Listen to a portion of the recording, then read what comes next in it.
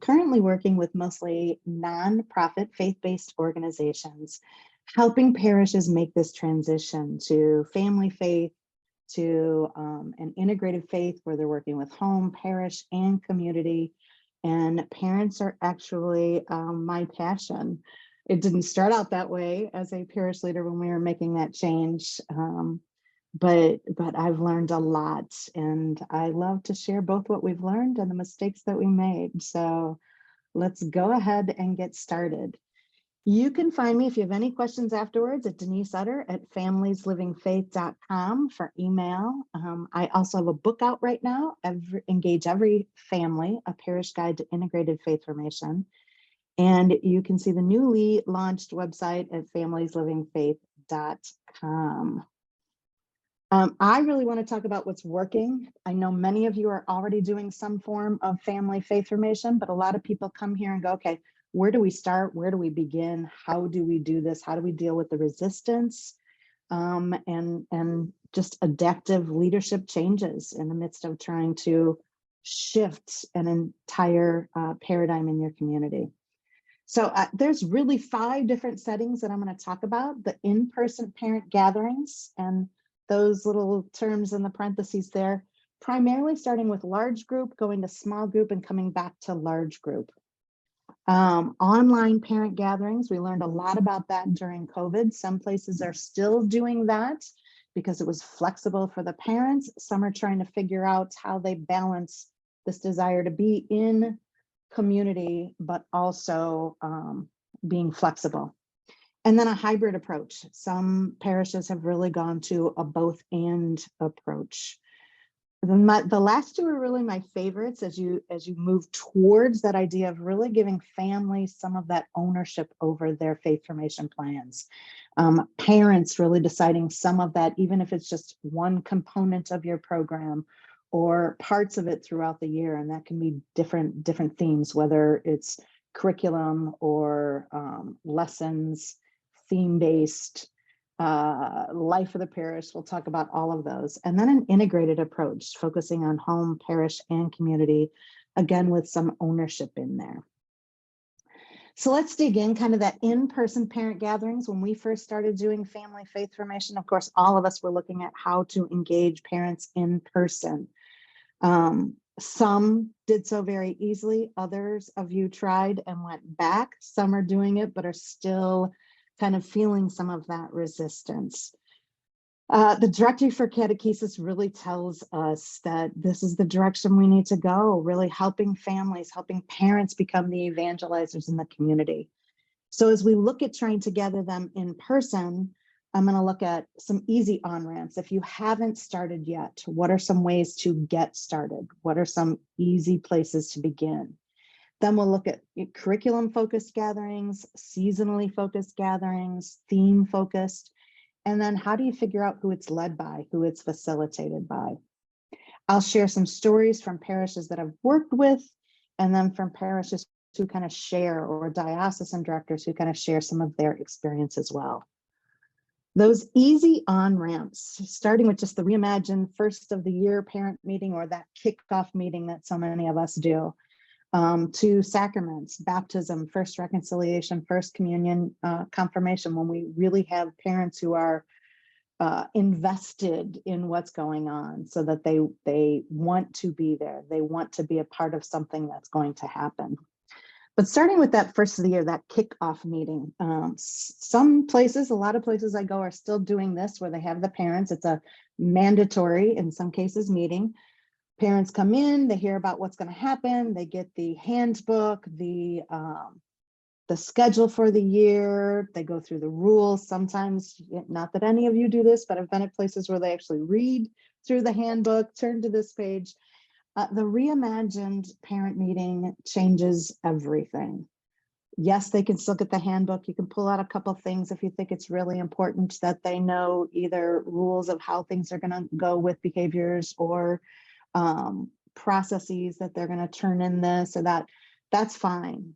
But to really imagine it, we begin to look at building relationships right there and then. If you only change one thing next year, reimagining that parent meeting can be transformational. I had a diocesan director just last month or a couple months ago say that they did this one thing. She goes into parishes now to do this. She said she'll do it this year, but next year they have to do it, to really engage parents, to talk to them. The reason they're there are their kids. So to talk to them about their kids, to give them opportunities to speak to each other and begin to build community.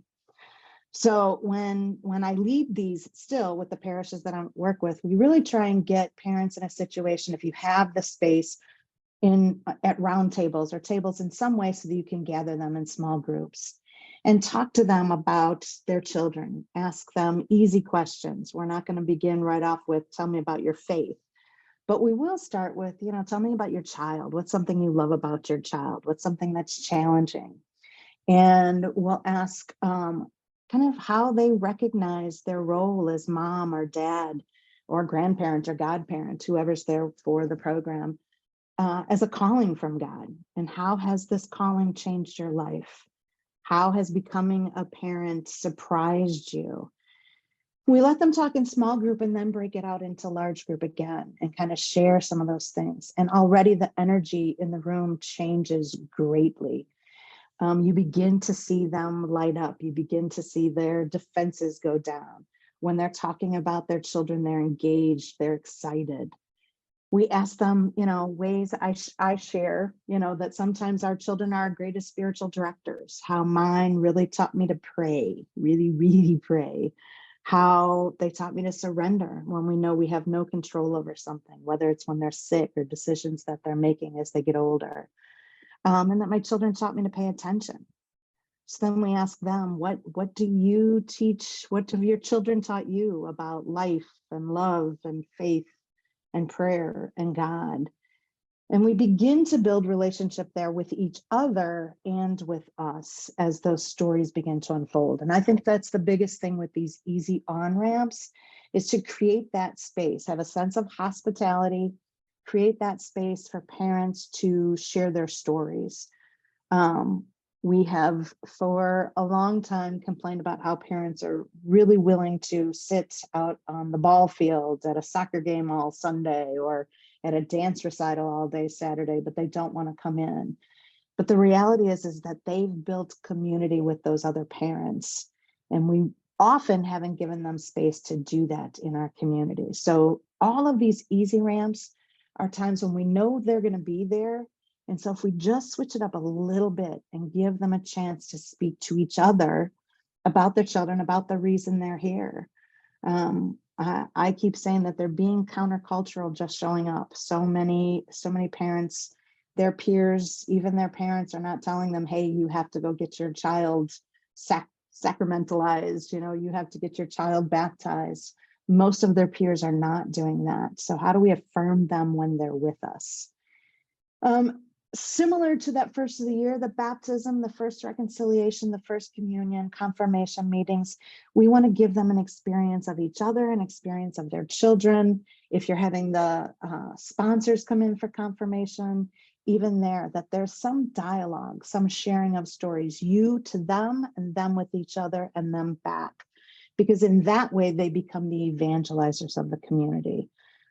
Even if we believe that they don't necessarily know everything about their faith we want them to know, or practice the way that we might want a parent to practice, they have so much to share, and it just helps affirm them in their role as that primary educator when we help them share those stories and we dig around for some of that.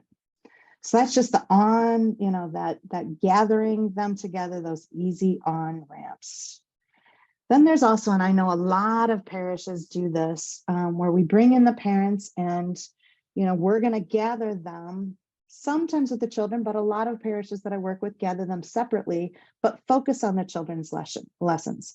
They align it with the curriculum that they're using with the children in the program. Again, going with that large group, small group, large group format, breaking open that lesson, giving them an opportunity to talk to each other, and then bringing it back. We, when I started this, John and I were just talking before we got on that he formed our parish, our team, in this concept of whole community catechesis, family faith formation, intergenerational faith formation almost 20 years ago. It was 2004. And there were not any resources that we could really find. It was a lot of creating things, a lot of using the ideas that were coming from the Center for Ministry Development, building around that. But we made a lot of mistakes in the beginning. And one of them was that we brought the parents in and then we lectured them for about an hour while their children were in class. I highly suggest not doing that. We thank goodness listened to the parents. I had a pastor who was very serious about, we may not agree with the parents that want to go back to the old way, but we're going to listen to every single parent and find out where the resistance is coming from. For some, it's fear. For some, it's not knowing what we expect of them. So the clearer we are, the better. But in listening, we were able to shift things and change things according to what the parents were looking for. And often we say they don't know what they're looking for. They might not. But once you start something, if you're authentic and sharing with them, we're going to learn this together. We know how important you are. We know how important it is that we partner with you. And in this way of partnering, we're going to figure it out together. We definitely, in years later, began that partnership by sharing with them why we were making these changes. We shared some of the research. We shared with them how important it was that they were engaged, how much it mattered that parents were having faith practices and faith conversations at home, that those two things, research says, had the greatest impact. So when we gathered with parents, we wanted to have an experience. We wanted to create space so they could encounter each other and God in those conversations and share with each other what were some of the activities that they could do at home. So for example, one of the parishes that I worked with used Alive in Christ. And as they gathered the parents, they had lessons to break out. They talked about what that main doctrinal theme was, but then they also switched to give tips to the parents on how they were going to teach the next couple of lessons in that chapter at home. In that, there was dialogue from parents on what they did last time that worked, what they found out for the practices that they had. Parents shared with each other things that they did at home so that those parents who were trying to figure it out got ideas from those who were already doing something. But also, as the parents all talked about, for an example, in the beginning, just talking about prayer, realizing they weren't alone and not knowing how to pray with their children. That was way better than us just lecturing to them and telling them all the different ways that they could do it, giving them an opportunity to evangelize each other. And the biggest thing we learned was affirm, wherever they are. When I talk to catechetical leaders like you, I really like to use that road to Emmaus story, because it is, Jesus asking the questions and then them telling stories, walking together where they were, and heading in that back to that right direction as they recognize Jesus in their midst. So how do we help parents recognize Jesus in their midst? Many times just aligning the parent formation with the children's gives parents an opportunity to learn just what their children are learning. And that is enough to be a spark. That is enough for them to begin those conversations and begin those conversations with them. But there's also the idea of you're still going to have children in classrooms or in drop-off type programs. So how do we engage parents?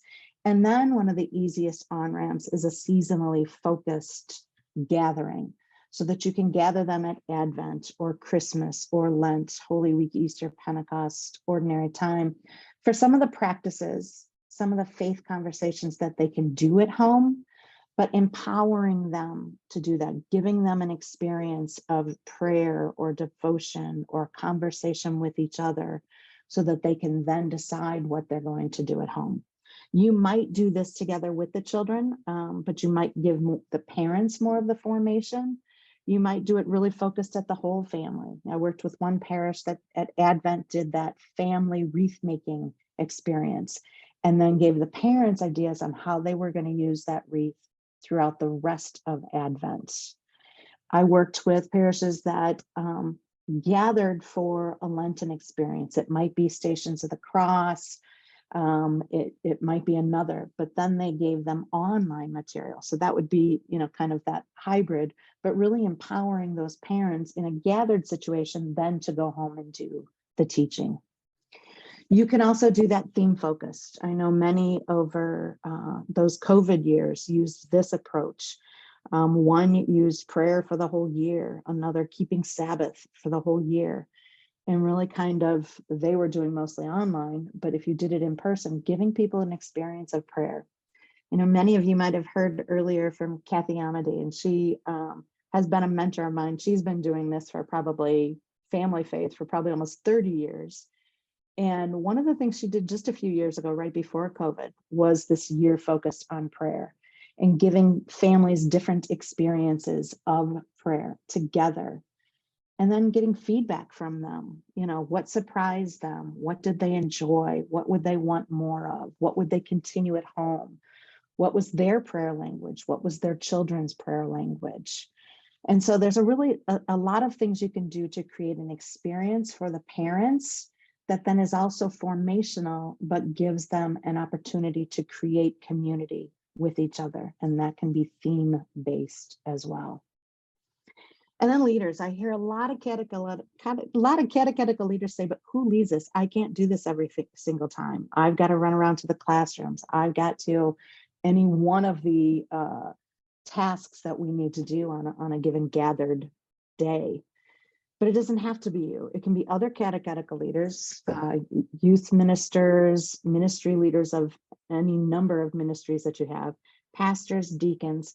It can also be parent-led. We occasionally had parent panels, but I was in the Archdiocese of New York last year, and at a panel, they had a parent discussing his experience in family faith formation.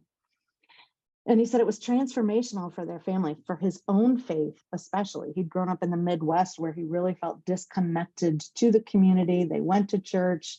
He went through, CCD, but he never really felt a part of the community. And then when his children began the program and they were offering family faith, he said all of a sudden this community really helped him feel like he belonged, helped him feel like he was a member with all of these other people around him. And it was the parent sessions that really helped. And when he talked about the parent sessions, I was amazed because I thought, oof, give me some more, because I want to know what curriculum or what program they're using that I can share with others. And he said it was amazing, but parents led it. Every single week they gathered, parents led it. And they simply asked one question every week. A parent said, how are you? How are you today? No, really. And then they talked about where God was working in their lives, where they were struggling. It was always faith-based, but the relationships that they developed were so strong and so much transformational in their own faith development that carried over into their family lives. I said it's that David Benner, if you've ever read him in Sacred Companions, says that our faith is personal for sure, but it was never meant to be private. But he also shares, if you are growing on your spiritual journey in that transformational process in any way, then you have one or two other people that support that journey. If not, you do not. And the first time I read it, I felt it was harsh, but I thought, there's something to that. Like I have people, and as catechetical leaders, I'm sure you do too, have people who support that journey, whether it's in my home or at work.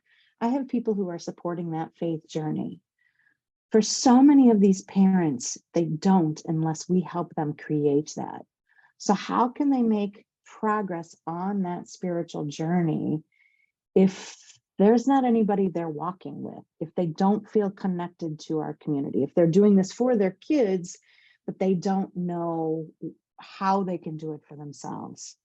And so I think there's something to this, that we really need the parents engaged in developing what it is that they want, what it is that they're looking for. and to begin developing that community together so they have somebody else that's walking with them. Then we have online parent-family gatherings. So it could be either parent gatherings or family gatherings. I know you've heard a lot about the family today, so I'll primarily focus on the parent gatherings. But for many, this began during COVID, and some have continued. Some want to go back in person, but some of the families really enjoyed this flexibility, enjoyed not having to bring the younger children, so many different reasons. So again, there's a couple different ways to do this. It could be about coaching parents. It could be primarily lesson focused. You're coaching the parents on what that lesson is and how they're going to teach that at home. Or it could be kind of a small group focus, more parent equipping and parent supporting, that developing of community that we've been talking about. So if you're doing the coaching parent style, again, aligning with the parent, with the children's lessons, so that the parents are getting formation on what the children are learning. Much the same way as in-person gathering, depending on the size of your parent group, I still like to lead those large group, content, small group discussion, large group, hey, what did you talk about? What are some takeaways? Again, many did this during COVID, some have continued. This is also great for flipped classroom though, so that you could be doing the content with the parents and then the parents are teaching it at home. And then when the children gather, they are able to explore that topic more fully with their catechist. You can also, even if you're focused on aligning with the children's lessons, you can include parenting helps there. It could be that tips on how to teach it. It could be tips on how to do the faith practices, faith conversations, but it might also lead to at this age, your children are going to understand this concept in this way, this age, this way, and here's some struggles you might have at these ages too. So in those small group focus, we're not as focused on developing the curriculum for them according to the children's curriculum. There may be some of that in there, but it's really focused on building that trust, those relationships with each other and with you, creating community through story sharing, equipping, encouraging, supporting. I saw a leader that was on here earlier today at one of the, I think it was the 1 o'clock session, who was writing some questions, and I just saw where she was from. And I remembered seeing that parish develop kind of these Zoom meetings with just 2 or 3 other parents that they would record and then share on their their family faith formation Facebook group. So that it was just kind of this, how are you dealing? They bring parents of the same age. So today we have, children that are 3rd to 5th grade and their parents, and discussing kind of what were the topics they were dealing with at this time. How were they doing teaching them at home, not just faith formation, but also school? How are their children dealing with the isolation? So again, it's like creating that sense of community so that we can grow together, but equipping them, encouraging them, supporting them, affirming them. I spoke to a leader last week in the Diocese of Joliet that was doing this exactly. They had moved to small group pods, and they called these family pods. The family pods met with the children once a month, and then just the parents another time that month. And there they dealt with kind of the more parenting style things and the storytelling. And she said that process has been transformational for them. They offer this hybrid type program where they offer the online, but then they also have some that wanted to gather and that are doing that. And that's that next piece, that hybrid approach, in person and online. There's so many ways to do this both and kind of thing, where you might do the parent content online and the children gather, or you might have opportunities where it's a both and, where you are doing parents online, you have the content online, but everybody's gathering. One parish that's doing this described it this way: we're excited to offer a formation model that is home-based, family-focused, and offers both an on-campus and a digital option to better meet our families' needs.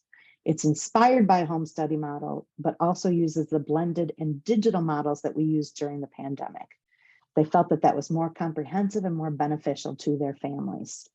And that's, as they said that, I thought that's the other thing is, as you're beginning to look at whether you've already moved to family faith and you're trying to build, or whether you've moved and you're like, okay, this isn't working the way we're doing it, or whether you're thinking, okay, how are we going to do this? It's different for every single community. There is no one size fits all. This isn't a curriculum you can pop in. I work with parishes all over the country through the nonprofit groups and through familylivingfaith.com and through Lilly Grant projects. And a lot of it really starts with an appreciative inquiry. What's working for your community? Who are you as a faith community? And then looking at how you want to engage and going back to that idea earlier of listening to the parents so that they have some ownership in there. So keeping that in mind as we listen to the different ways that these parishes have described theirs. Another parish said this way: a combination of in-person formation at church and at-home formation. So their kids are meeting the first and third Tuesdays at the parish. The second Tuesday in between those is a lesson at home. And the fourth one, the parents come for a parent and catechist formation night. So the parents are getting some formation around those lessons that they're also going to be teaching at home. And then John Roberto of Lifelong Faith and now NCCL has also described it this way: hybrid models of parish life and faith formation integrate in-person gatherings at church or in family groups or small group meetings with online content that offers a rich menu of faith forming experiences. So that, again, you're giving them an opportunity to choose from this rich menu of things you've created online that they can learn and that they can adapt into faith conversations and faith practices at home. Hybrid models hold together two important values.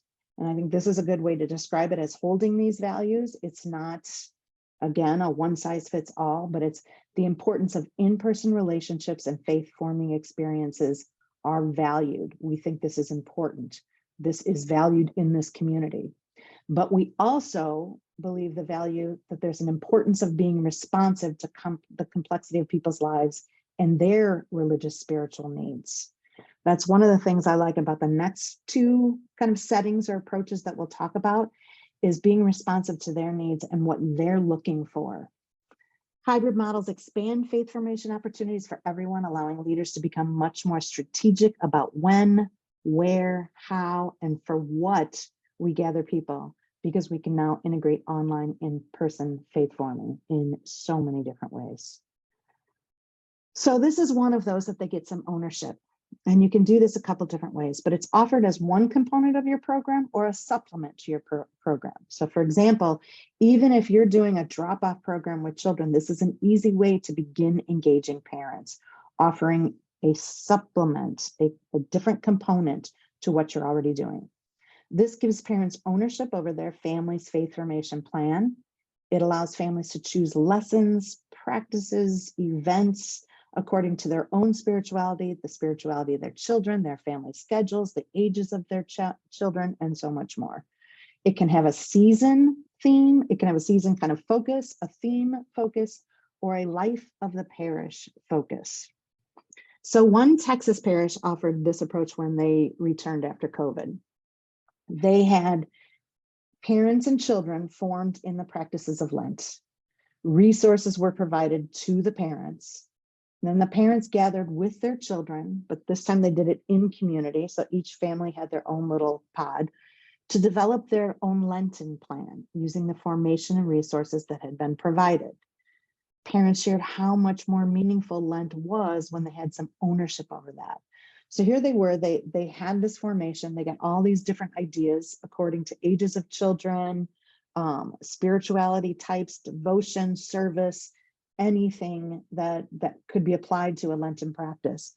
And then they developed their own plan in the three practices of prayer, fasting, and almsgiving. So they developed it. By the time they left, they had this thing. So it wasn't the whole parish is doing this for Lent. It was my family's making a plan for us for Lent. And the parents found that very powerful. You can also do theme focus. A Colorado parish offered this approach during COVID, focused entirely on prayer one year. Another Texas parish offered this approach focused on Sabbath for an entire year during the pandemic. They provided digital resources, lesson plans, faith practices, faith conversations, even recipes and family night activities, and then had the families, the parents, put together a plan for what they would do for that month from this variety of ideas each month. It wasn't a free-for-all for the whole year. It was this month, here are the ideas, you know, here's option A, B, C, choose accordingly. And, you know, when I've discussed this with some catechetic leaders, sometimes they're worried about, okay, are we just checking off what they're doing? And I would say that would be the danger. If you're only going to check off, okay, they did this activity, they did this, then yes. But what I've found when parishes do this well, and that's why the last parish I talked about, the leader found out how much more it meant to families to do the Lenten plan when they had chosen it. You're going to try and get reflection back, whether it's in a reflection form or, you know, a lot of places during COVID were using curriculums that allowed the child or the family to send a video back with their own reflection. You want to know how this moved them, how it's helping a family grow in faith, how it helps them feel like they're part of the community. So that as they share their stories, you then can share their stories with their names if they've given permission, but even anonymously. This mom of a 7-year-old said, we had begun offering this type of thing and getting reflections. And it was those reflections that helped kind of build this positive peer pressure. When people begin seeing the stories of those that they know, even if their names aren't attached, they want their story shared too. And you also have this, besides the positive peer pressure, this idea of they're becoming evangelizers of their own community. They know more than they thought they did, and they can become the people who are sharing their faith stories. The one that the parish that the last parish I was in did is this life of the parish component. It's based on Our Hearts Were Burning Within Us, the line, the parish is the curriculum. Parents with their children choose from the many formational, devotional, service-oriented social events that the parish has to offer. When the last parish I worked with that was doing this, we went through their entire calendar and went, what are the array of activities and ministries that you already have here in the life of your parish?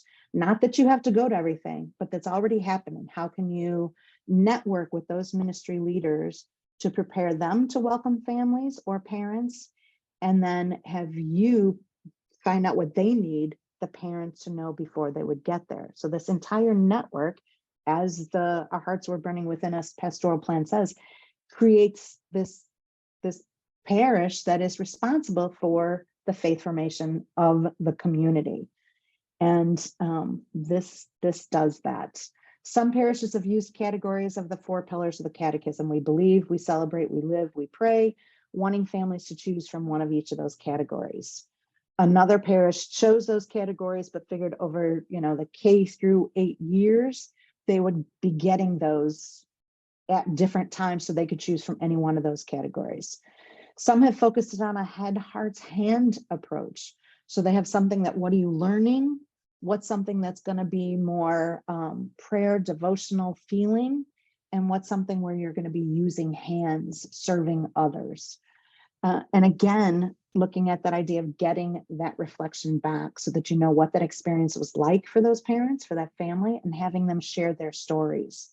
Those stories are at least as important as the learning they're doing, because you're empowering them to become their own learners, their own tellers of the kerygma. And then integrated faith formation. This is that idea of connecting home, parish, and community. As we got to the end of the shutdown part, you know, we may not be through all of the pandemic, but the idea that places were opening back up, a lot of people just wanted to get back to the way it was. And I don't think we're going to have that opportunity. Nothing's going to be the way it was. People have had this experience of online, or they've had this experience of creating some of those connections digitally with content, digitally with each other. I think we have this incredible opportunity right now to connect that home church and the church of the parish, to help make those connections for them. So this is a multi-component approach. It's focused on faith practices, faith conversations, connecting to curriculum, connecting to parish life, living the gospel. You are trying to awaken the parents' faith life by connecting them to their children with those faith conversations, to other parents, and to the community. It's not a place where you start, but it is a place as you're doing family faith, as you're beginning to engage families, where you can say, yes, we have this gathered, and here we have home lessons, here we have service. So let me keep going here. One parish that did this, did the gathered once a month, parents at round tables, children with their catechists. There were then home lessons. There were digital resources, a life of the parish elective. So that sense that we were just talking about of being able to choose from what's already happening in the life of the community, an activity for your family according to, again, their ages, your spirituality, etc. And then a Families Living the Gospel Challenge, where one year they focused on corporal works of mercy, one year spiritual works of mercy, one year Catholic social teaching.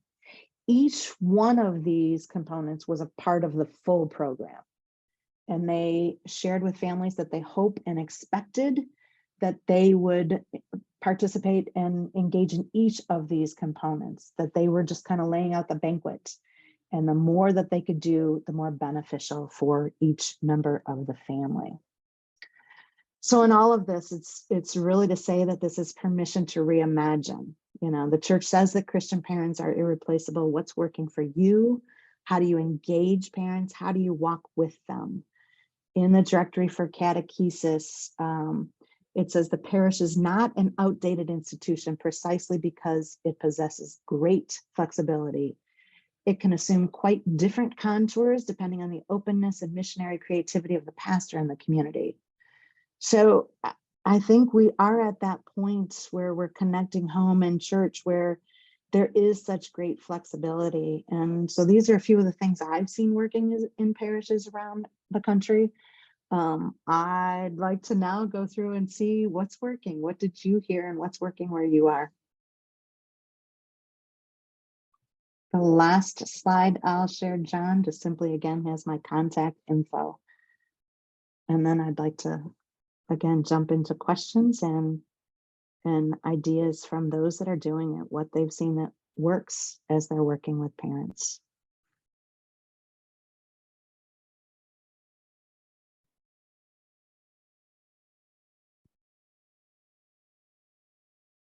Okay. All right. Thank you, Denise. Thank you. I want to share one thing that was in the chat that was about the accountability piece. I thought it was really well said. Andrea shared this. As a way to create accountability in our sacramental preparation program, we have children create pieces of art during the family faith formation experience they do at home. And the parents turn them in, and we post them in the vestibule of the church with an explanation of what the experience was. It also helps the parish be a part of the sacramental preparation program by seeing what's going on. I thought that was really creative. And I love that. I'm capturing that right now. And the children just, love to create. Yeah. Well done. Yeah. I've seen places also use kind of these family journals that they have at the beginning of the year, and then similar, and according to the experience, children can draw according to the ages, or parents can answer, or older kids can answer certain questions. And then at the end of the year, they have this whole notebook of where they've been throughout the year on that journey. Love that. A couple other comments, and I invite people to ask questions in the chat, and we'll share them with Denise. Susan says, I've been all about the idea of creating pods among our families. I've been trying to figure out how to start and transition from classroom to family pods. Suggestions? Yeah, I've seen a few places do this. I'm trying, somebody missed the contact info here. I'm trying to get that in there. I've seen a few places that did it according to ages of children. So like our 1st through 3rd grade families, we're going to choose amongst there. But actually they primarily started with older. So then if you had older and younger, you were in that until you had where it was only your first kids were only that age. Kathy Amadei, I know during COVID, when they couldn't get together, they decided, no, we are going to gather, but we're going to gather. Everybody had like three families in a pod or something. They just scattered all over the community. Hers was one where they started with age and went down. I've also seen others do according to the schools the children belong to, so that the families might have an opportunity to already have some point of contact with those other families. Because so many of our programs, especially the larger churches, you have kids who are coming from 5, 6, 7 different schools. So that's another way to do it. And then, as Linda Cooper says right here, let families self-select. It's not bad if, you know, like when I was still in a parish and we had families coming in and sitting at those round tables, people were like, well, do you have like first grade over here? And do you do this? We let them self-select, because sometimes those built such strong relationships that some of those, we were only meeting once a month. Some of those dads met on the Saturdays we weren't gathering, so that they had that sense of community to gather together and talk about faith stuff, because they weren't doing it at work for sure. So yeah. There's a thread that runs through your presentation around motivating parents. Mm-hmm. So, I mean, I was struck by the provide a menu, which is very possible to have. You have a digital platform and tons of free resources for families, family faith practice, and let them create their Lenten plan or let them create their Advent plan. Say more about, as you think about all the ideas, the 3 or 4 things that you find are motivators for parents. So, as you know, I spoke a little bit about this with the idea of building that positive peer pressure thing. So what I really like when there's that they choose, especially that life of the parish, or even if you're doing a theme-based and there's certain events happening, we had, as you begin developing it, we had families who were beginning to know each other and saying, hey, you know, we've got to do 4 of these this year, even when it was like here's an elective, but you're going to do 4. Are you guys going to the pet blessing? Are you guys going to the Stations of the Cross? Let's do that together. So that then they were creating some relationships. Others were, we helped even in the parent session talk about, you know, God language, so that we had like these big old, you know, like the pieces of paper you use at conferences, John, where you put them up on the wall. And then we just gave these little stickers, like garage sale stickers, so they could go put which of these really spoke to them. Was it creation? Was it scripture? Was it devotions? Was it sacraments? Was it the person of Jesus? Was it other people? And they went and put really like, what was their God language? What was it that really helped them feel connected to God? And then you had this visual of what that looked like. For many of them, it was they saw Jesus in other people. And so then it was really building service opportunities, you know, so that those people really, that's what they wanted. They wanted to be connected by serving other people, or they wanted to share stories of how somebody else, you know, was Jesus for them at another time.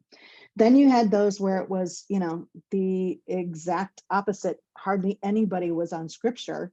So, you know, a guy raised his hand and says, well, it looks like we have some work to do over there.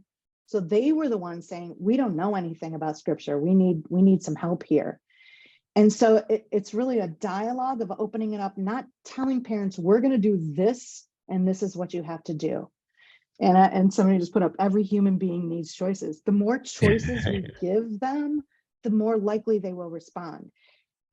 Even me, if you tell me I have to do something, unless I really already want to do that, I'm going to get a little resistance. Yeah. So I think that's the thing, is just finding something, and it could be something you're already doing.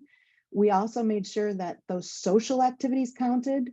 They couldn't use all social to include in all the electives, but you know, if one of them was a social, if they wanted to include a fish fry, well, they got to see how the rest of the community was being community at a fish fry during Lent. If they wanted to be a parish picnic, wow, I didn't know you went to this community. So there's so many ways to really just help them begin building those relationships and taking ownership for their own faith formation and the faith formation of their children, rather than saying, we're going to do this out of, unit 1, chapter 1, lesson 3, here you go. So yeah, if that's where we're starting, that's a place, but yeah, there are other ways to really motivate them. Yeah. There's a lot of great comments and stories. That's why I'll print out the chat and have that available for you to look at. I'm not sure I understand. Sorry, that was my watch thinking you were talking to it. Oh, I'm sorry for the watch. Oh, That's okay. So when you're thinking about working with parents, steps over time, like if you had to say begin here, or here are 2 or 3 things I would begin with to kind of be confidence builders, so to speak, what would you say? Yeah. So again, when I'm working, so we jumped right in. We made the huge mistake of changing everything overnight and then had to do some stepping back, but learned a lot in that process. But as I'm walking with churches now, I always say start slow. I mean, let's build up a plan that's like 3 to 5 years from now.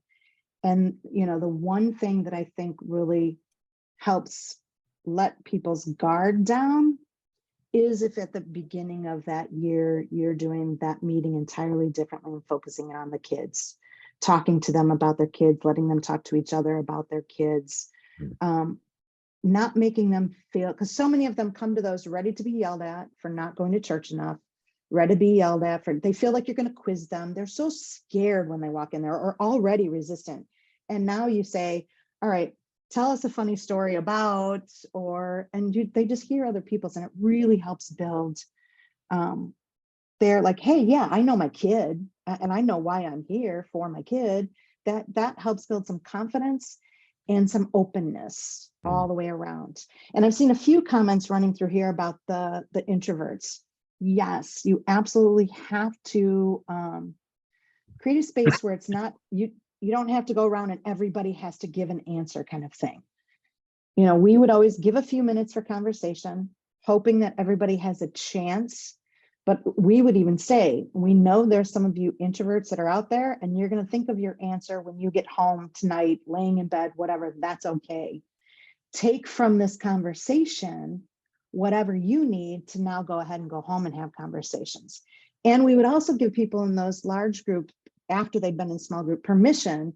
If you heard something great somebody else said, you can share somebody else's answer. So it kind of breaks down that, I'm too shy to share my own. Somebody else can share it. And we always had that happen as well. Then in that kind of setting, you also begin to build up that sense of it's okay that I don't have to give all of the answers. I don't, and they begin hearing others. One of the things we did early on, the faith conversation pieces, most curriculums now have a family, have something that you can use. And those faith conversations that you would have at home with children, we began using even 2 or 3 of those questions in the group with parents, so that we would have the parents talk about, okay, when it says, tell your child about a time you had to forgive someone or someone forgave you. Okay, parents, talk about that amongst yourself. Or one of the questions would be, how do you think your child would answer this? And it was something the child had learned today.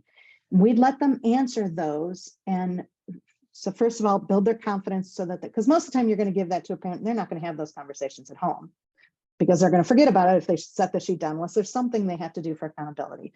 But if they've had the conversations in small groups, they've heard somebody else answer it. They've had a chance to think about, or they got curious about how their kid would answer a certain question.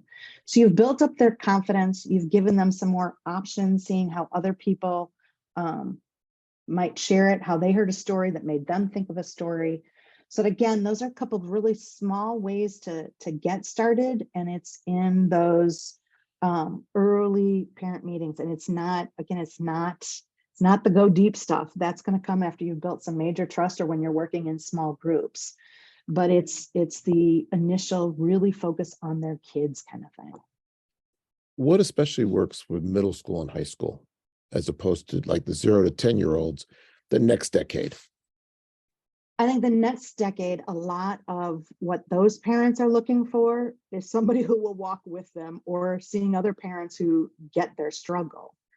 So we've often brought in a speaker that will speak to, especially now, kids dealt with isolation for so much. How is that affecting them? Depression, anxiety, how is that affecting them? With children who are preparing for a sacrament, that idea of the parent struggling with, do I make them get their confirmation? Do I tell them it's their choice, even though, I don't want them to think I don't care. So, kind of focusing on the development of kids at those age, and having parents have an opportunity to talk about that. When I mentioned the parish I saw the leader from in the earlier session, that I had been on there watching their Zoom, I don't even remember what they were calling them, but some like Zoom group with the parents. They had a couple special ones that were specifically for parents of teens, so that they could talk about the development of teens and just what it's like to parent a kid at that age, and what it's like as you begin to see your child not accepting the faith that you've been raising them in, and how you can keep lines of communication open. So it's really, I think, looking at those touch points and pain points for parents when you have children that age. We have lots of great comments. I won't be able to repeat all of them, but any other questions about parents for Denise? There's lots of great And comments. Hope you read if them. I'm going to read them later, but if we didn't get, I won't have your contact information for sure, but if we didn't get your question, you have one, please feel free to email me, because I'm absolutely happy to share. Again, what I've loved about the last few years with Lilly Grant projects and everything else is working with such a variety of parishes, that it's not, just the experience I had working in a parish. It was a large parish, large team, so it doesn't apply to this rural one that has nobody else. And it's most of my answers aren't coming from me, it's coming from other leaders who are doing what you do. So it's just having heard their stories. Here's a good question, and it's actually a little bit of a bigger question. How do you encourage parents to say no to coaches, especially when the coach demands last minute changes? And I think this, the bigger picture is, how do you help them sort out commitments, balance time, what their kids are involved in, because there's so many different voices coming at them. Yeah. And I think it's just what you said, John. It's helping them navigate that bigger sense of values. What do we value? What's our priority? And it might be having the family start in the beginning of the year with, the old family mission. This is our mission. This is what we're about. These are our, identified core values, so that later when we're making those kind of decisions, without mom or dad having to be, bad guy or just saying no because I said so, we go back to our core values and say, what did this say about this? And sometimes it's going to be, sometimes they're afraid to say no to the coach, because a lot of times, right or wrong, it's wrong, but right or wrong, that coach is going to punish that kid because the parent did not let the child go. And we know that. So I feel for those parents. I tell them I'm praying for them. That is not, I know we can say, yes, be a parent, you're the one in charge, you should do this. But I pray for them and just share with them that it's a struggle when we're looking at so many parents think that these days in teams is what's going to help them get into a college and what's going to help them be more successful in life. And if we can share with them, return to that idea of our children having faith is really what's going to help them navigate those tough times in school and beyond. Two thoughts about athletics today as opposed to maybe 5 years ago. With just the rise of a teenage loneliness, anxiety, pressure, mental health issues, sports is a great antidote to lots of that. And so we should think about, we should put that into a kind of perspective a little bit today. Okay. I think the second thing is, what parents don't get from anybody are parent life skills. Like how do you balance time? How do you say no to the coach? How do you prioritize? How do you say no to the kids? It's like no one gets the script to be able to work with. And I think that maybe parishes can come alongside parents, say, we got your back. We want to help you with all these things. And I think when you said, like a lot of the things we're doing in the first decade of life are a lot of these are, I'll call them faith practices, but a Right. lot of the second decade of life are life practices. Yeah. And so if we're able to think about that as a parish community, we might really make a huge difference supporting and affirming parents and helping them make good choices. They may not always choose to be part of what we want to do, but they'll be able to make good choices for their family and for their children. So, Right. And that's the thing, is I think we have to affirm yeah, them in whatever choice they make. It may not be what we would have done. yeah, At the same time, like you're saying, for some kids, that not having that sport activity, that may be the only place where they don't feel isolated, where they do feel they belong. And so we have to be we have to walk that line with them. yeah. I mean, I just, from all the research studies that we all see in the Yeah. rest, it's really never been harder to be a parent. It's just never Yeah. been harder. Or a Um, kid. or Or a a kid, kid. or a kid. Yeah, They share that in common. So exactly. we are at the 5 o'clock hour. Denise, thank you for the insights, the Thank wisdom, the you. approaches. To all of you, thank you for being here, for the many of you for the whole day, because I'm watching the names come up, but I've been watching know. you journey with us. If you're on tomorrow for adult faith formation, there'll be 2 sessions. There will not be a 4 o'clock session. There'll be the session at noon and a session at 2. It's just chock full. The 12 o'clock is with young adults and young adult faith formation. We have 2 great presenters. And the second one is on midlife through mature adults and older adults. Those will be the 2. We have 4 presenters, 2 for each. It's going to be really rich. So even if you haven't signed up, you can sign up now if you want. And of course, the videos, I'll promise them on Monday as far as the Friday. I don't want to overpromise. So Friday, all the videos, but no, the presentations right now are NCCLCatholic.org. You can download those. Thank you, Denise. Thank you, everybody. Have a wonderful evening wherever you are. And we'll see you hopefully tomorrow. If not, we'll see you for another webinar that NCCL offers. God bless. God bless. Thank you. I think that was Thank you. and that whole thread of motivation that like without you saying it, it was just like you keep on hearing it over and over, like give them menu, give them choice, let them create a plan, like it's all motivated. Because then they're in. Yeah, like if you we said, if you give them choices, like, okay, cool, we I want say, that. like, don't give them an Advent wreath, have them create an Advent wreath, that kind of thing, the old Generations of Faith 101. Exactly. Yeah, it's good.